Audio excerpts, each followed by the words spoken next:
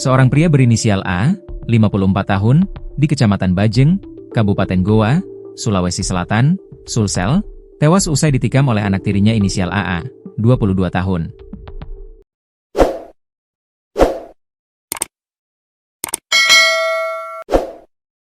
Jasad korban ditemukan terkapar bersimbah darah di pinggir jalan.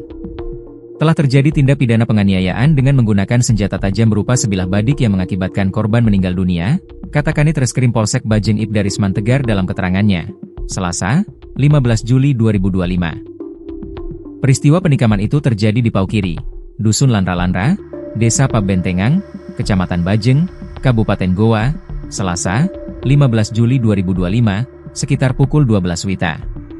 Saat itu, pelaku tengah duduk di dalam rumah bersama ibunya Suryani DG Tayu. Adapun kejadian bermula saat pelaku dengan senjata tajam jenis badik yang disimpan di pinggang sebelah kirinya sedang duduk di dalam rumah bersama seorang saksi, sekaligus ibu pelaku, bernama Suryani DG Tayu. Tiba-tiba korban datang dalam keadaan emosi dan mengamuk, sambil mencari saksi Suryani DG Tayu, ujarnya.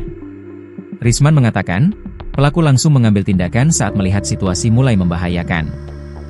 Ia mendorong ibunya, Suryani, masuk ke dalam kamar lalu mengunci pintu untuk melindunginya dari amukan korban.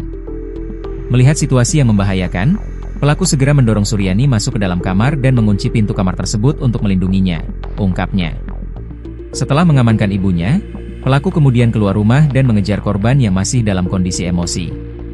Saat itu, korban sempat melawan dengan mengambil batu dan memukul pelaku menggunakan besi pipa hingga mengenai tangan kanannya. Selanjutnya, pelaku keluar rumah dan mengejar korban.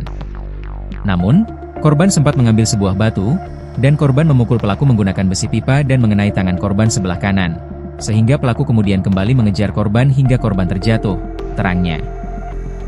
Setelah mengamankan ibunya, pelaku kemudian keluar rumah dan mengejar korban yang masih dalam kondisi emosi.